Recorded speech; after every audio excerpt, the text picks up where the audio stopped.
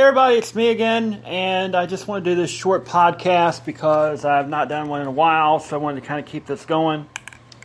I have a lot of friends who are big Star Wars fans. I have a lot of friends who are big Star Trek fans. I'm neither. I like Star Wars, and I like Star Trek to a certain degree. I'm at best a casual fan.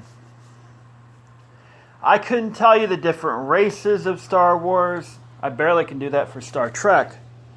But in general, I like watching the movies of Star Wars. I've watched all of Deep Space Nine, all of Next Generation, most of the original series, a bit of Voyager, some of Enterprise, nothing really of Discovery. I hadn't had the time yet. They're enjoyable, but to me, they don't really capture me.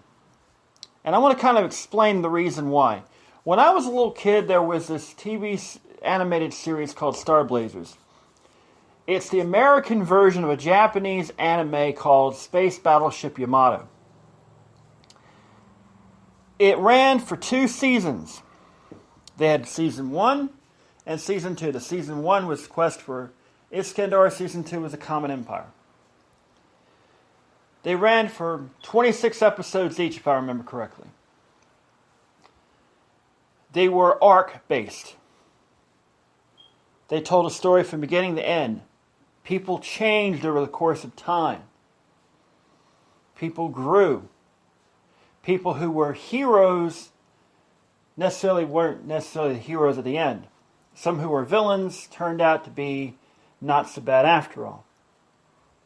To a little kid's mind, this was a little too much to comprehend all the nuances, but over the years I've watched it again about several times over the years since I've reintroduced myself to them 20 years ago when I managed to find the VHS tapes. Cost an arm and a leg, but I did get them. That spoiled Star Wars and Star Trek for me. Star Wars is a great story. Very easy to follow. There's a lot of depth in the novels from what I've been told, but to me, it doesn't appeal to me as, say, Babylon 5 does. Babylon 5, from beginning to middle to end, was one story.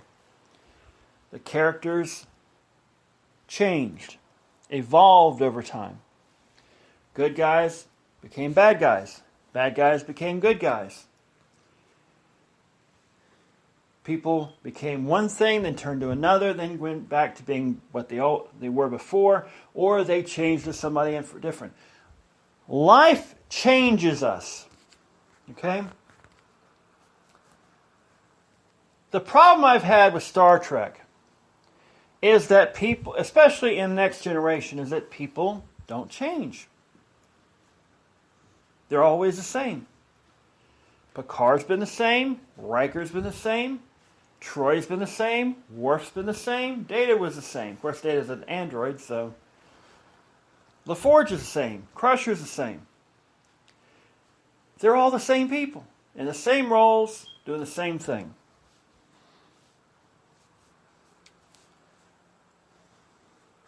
They had some great episodes, don't get me wrong. And back in the day, I liked it. I watched it every week. But I'm not going to sit here and tell you that it's the best sci-fi series ever. Deep Space Nine is divisive among Trek fans. Some fans really appreciate it for the fact that it was different from the traditional Trek, but still was based in the Trek universe and had a lot of Trek roots behind it. But characters evolved. People changed. That's why I liked it so much. And that's why a lot of people who are passionate Trek fans hated it. Because they don't want their characters to change. They want to believe that in a universe that's completely utopian, that we've solved all our problems. Here's the problem with that. If you have solved all of your problems and there's no more drama, there's no stories. It's boring. You don't have people cheating on one another. You don't have people lying to one another. You don't have people committing murder. You don't have people backstabbing people. You don't have people robbing people blind or embezzling money or all that. From a writing standpoint, it's boring. Back in the late 80s, there was a very, very barren desert of sci-fi. Anything that came up was not really that good. The original Battlestar Galactica was not great. Buck Rogers with Gil Gerard, Erin Gray, even though Erin Gray was a hottie, still have a crush on her. Great, the show wasn't that good. There were a lot of attempts back in the day to make sci-fi. They were not great. Star Trek Next Generation comes along. It's okay, pretty good. They got great actors. The first 2 seasons were kind of forgettable. The third started things on the ball. And by the 4th and 5th season, they kind of hit their stride a bit. In the 6th and 7th season, they had very good episodes. But they had some that were not really that great either. They never had a consistently good show. Deep Space Nine comes along. First couple of seasons, they struggle. Then the Jem'Hadar and the Dominion storyline comes along, and they take off. Babylon 5, the first season they had was all about setting up the background of the story. A lot of folks were like, this is dark, this is different. I don't like this. But people kept watching it because back then, there wasn't much out there. There was Deep Space Nine. There was Babylon 5, if you could find it. The story made you want to watch it. And when it got into the second season, it had you hooked. You couldn't stop. I used to remember I would stay up till 2 o'clock in the morning because I couldn't stand not waiting to have it taped and watch it the next day. Even though I had to be at work at 9 o'clock the next morning, I would stay up till 2 o'clock in the morning to watch it on Channel 21 so I could watch that episode. That's passion, people. I remember at the end of the 4th season, I found out the 5th season wasn't going to happen. And this is before I even had internet. I was panicking. I called WJZY out of Charlotte. And I asked them, are you bringing back Babylon 5 for its 5th season? They said, no, Turner Network Television's got it. They'll have it beginning of 1998. Had to think for a second there. 1998, Turner puts it on there, picks up the 5th season at the last minute. First half of the 5th season, it's not great. They kind of had grounded themselves to a halt, and then they realized, oh, we got to do a 5th season. Kind of struggled. But I will say this, they did as well as they could with what they had. Lockley, played by Tracy Scoggins, I like her. There are a lot of people who don't like her because they compare her to Ivanova. I didn't. You can't compare her to Ivanova. People loved Ivanova. But Ivanova's gone. She had moved to another ship, where in real life, Claudia Christian had left the show for various reasons. That's a long story. But it had the best ending of any television series I've ever watched, because it tied it all perfectly together at the end. It hit the nail right there. To this day, it's the greatest television episode I've ever seen. I remember the night before Thanksgiving, 1998. I had to be at work at 6 o'clock the next morning. The show came on at 10 o'clock. I stayed up and watched the whole show. At the end, I cried. It was beautiful. It was the way you should end a great television series. And I will go to my grave unless something else comes along that beats it, to saying it's the best television show from beginning to end. Battlestar Galactica, the new one, started out really strong the first 2 seasons and most of the third. Then it kind of started losing steam, and by the 4th season, it was still good, but it wasn't what it was the first 2 seasons. Firefly, the best first season show ever. It's the only season show ever. I took a long time before I'd actually watch it because the fans back at Dragon Con for Firefly annoyed the hell out of me. I'm sorry. So I didn't watch it because I was annoyed with them. I was like, this show is not that great. Because the first episode I watched, I don't really care for Westerns. I just never been a big Westerns fan. It's a genre that is so boring to me. Okay? I'll be honest about it. It's boring. Oh my goodness, there's a peacock out in the front yard. I did not expect that coming. Somebody must have a peacock in there loose or something like that. Oh well. Anyhow, back to the story at hand. Firefly was great for 1 season. Would it have continued to be good? We'll never know. But there's still a very passionate fan base that would love to bring it back. And now there's The Expanse. Now I've only been able to watch a few episodes. I've not really gotten into it that well, but from what I've seen, it's really, really good. The Expanse may very well be the 4th greatest TV show I've ever watched, if it keeps going the way it's going. And I've only watched part of the first season, but from what I've heard, it lives up to the hype. Unfortunately, Sci-Fi didn't keep going because they are stuck in an old format called ratings, where they don't realize most people stream video shows like that these days. So, that's the kind of sci-fi I like. There are a lot of folks who love Stargate Atlantis and Stargate SG-1. I've watched them. They're enjoyable. They just don't hold my attention. Farscape's okay. I love me some Claudia Black. But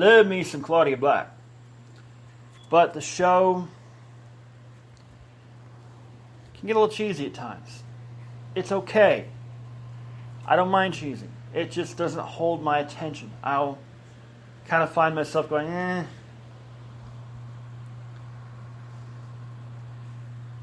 To the Star Wars fans, you're awesome. Keep it going. I hope the disappointment of Han Solo's movie performance at the box office doesn't detract from the fact that we're going to get the conclusion, maybe, to that great saga that started in 1977.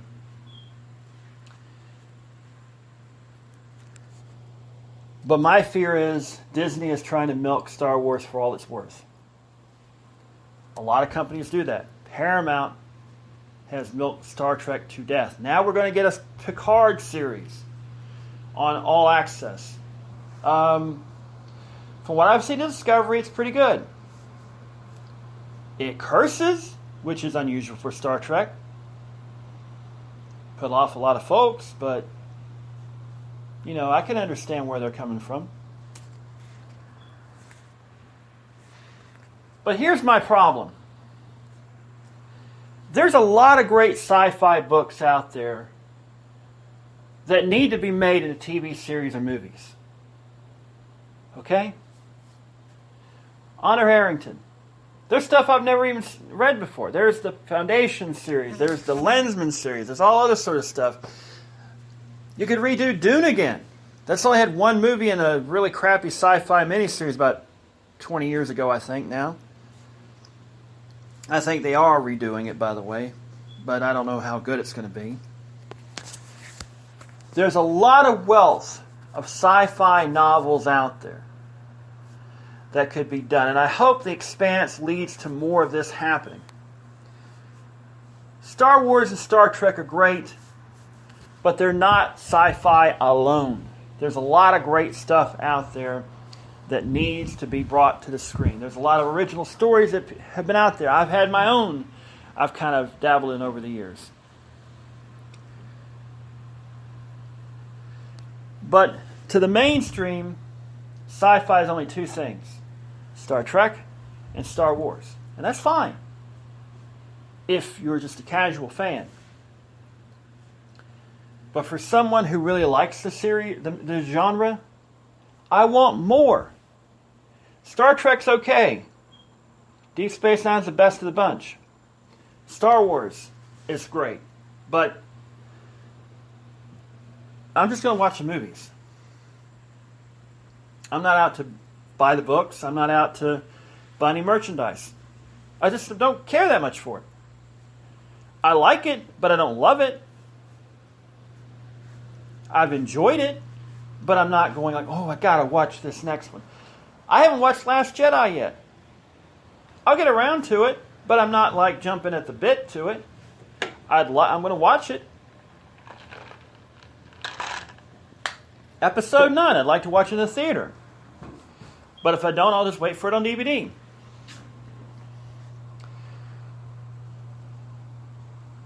We need original stuff. This is the problem with Hollywood, and not just in sci-fi.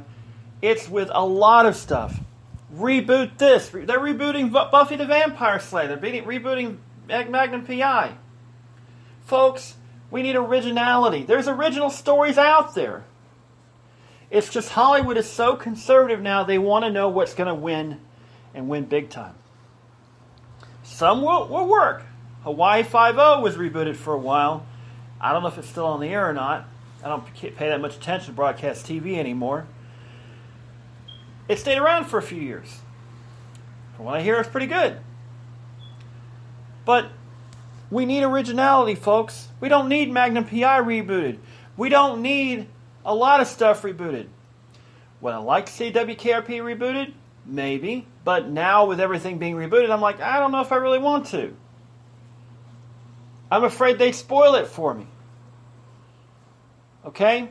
They did it once with the new WKRP in Cincinnati.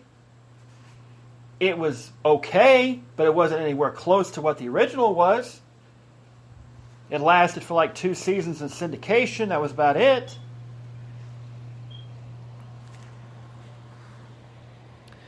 But here's the thing, okay?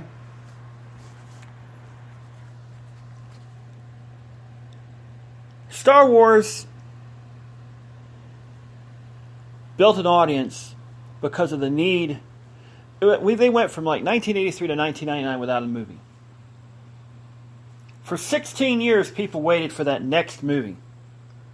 It was a big disappointment. The 3 films were not great. Then we waited until, what was it?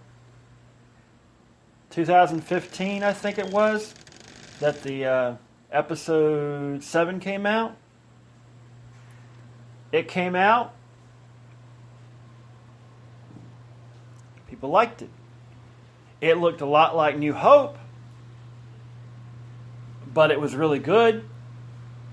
It told a unique story, but they retold a story that you could retell again and keep it interesting.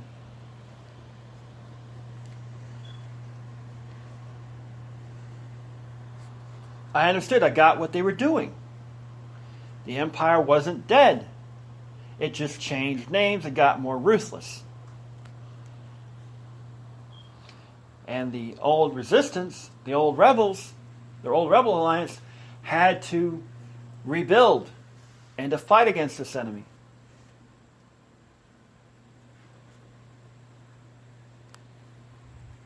I like the story in general. I'm not going to read the books or anything like that because, frankly, I might get around to it one of these days. Who knows? It may be like Firefly. It may click with me one of these days and I start reading the books and really get into it. I don't know.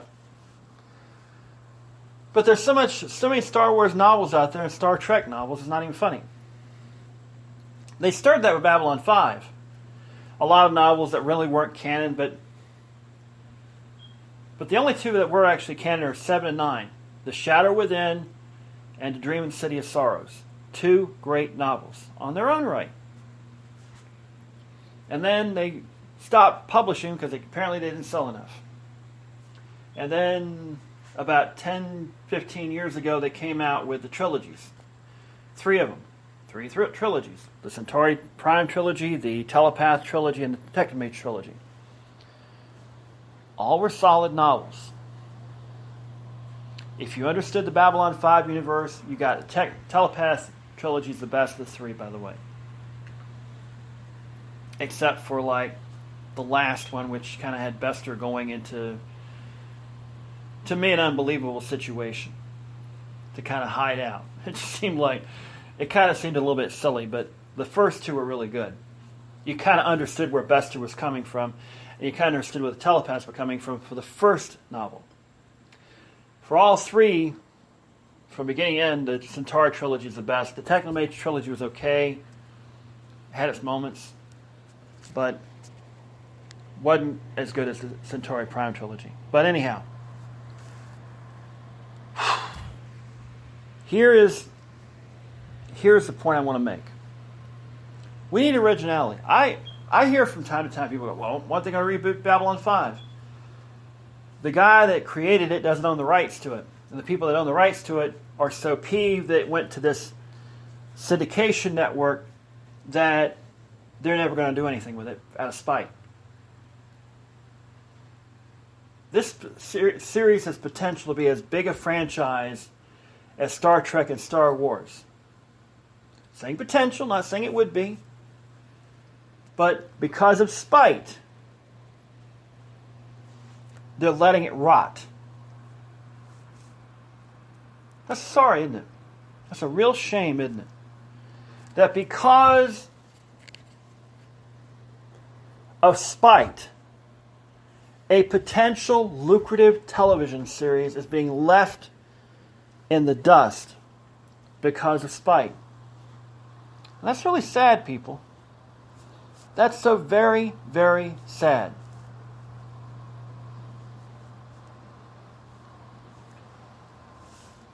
It's like Fox telling George Lucas, "No, you can't do a new trilogy in the late '90s when he wanted to do the first 3 episodes." They said, "No, you can't. We're not going to let you do it." Despite how popular it is, it's like Roddenberry being told, "No, you can't do Next Generation because they're mad at him for some reason." That's frustrating. But at the same time, it means that show isn't watered down.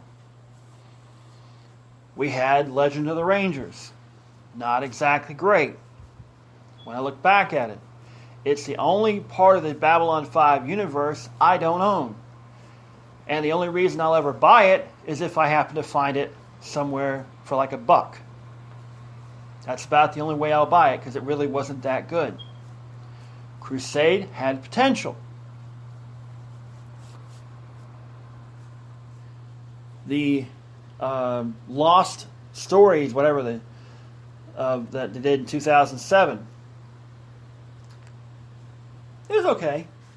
I kind of hoped they would do another one, a few more, to kind of, I understood where he was coming from, but they didn't want to give Joe the budget. Joe Straczynski, the creator of the budget, and they eventually decided, they won't do it anyway. They didn't really want to do it to begin with. They just wanted to do it as cheap as they could. They were basically going, we'll toss you a few shekels, and we'll expect you to make a whole lot of money. So here's my point. Star Trek and Star Wars fans. You have a lot of material. You can watch it over and over and over again and get completely lost in it. The problem is there's so much out of it out there, and a lot of it is not as good as you think it is. It's because Paramount has milked Star Trek to death. It's no longer special. It's a brand. Star Wars is a brand. It's not special. Babylon 5 is that little diamond in the rough that you have to hunt and find. Battlestar Galactica got some mainstream attention, but now it's kind of going back into the, it's that little nugget of gold that you have to search for. A lot of people know more about Battlestar Galactica, the new one, than Babylon 5, but Both are good. I prefer them over Star Trek and Star Wars. Why? Because they're good. And they don't get turned into brands. That's the problem with Star Trek and Star Wars. They're brands now. And the problem is, the creativity side is, they have to look at how, instead of writing a story for the story's sake, they're having to try and figure out, well, how can we sell dolls or other merchandise? That's the problem. It may not be a problem for you. It's not really a problem for me. It just means that I don't get into it because it just doesn't make sense. The story keeps spiraling out and it doesn't,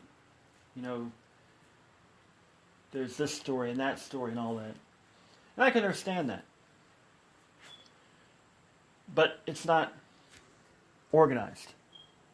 Not like Babylon 5 was. Not to a degree what Battlestar Galactica was. But I prefer them better than Star Trek and Star Wars. That's my opinion. Okay. That's this podcast for now. Hope you enjoyed it. And I'll talk to you later. Good night, good luck, and may the good news be yours.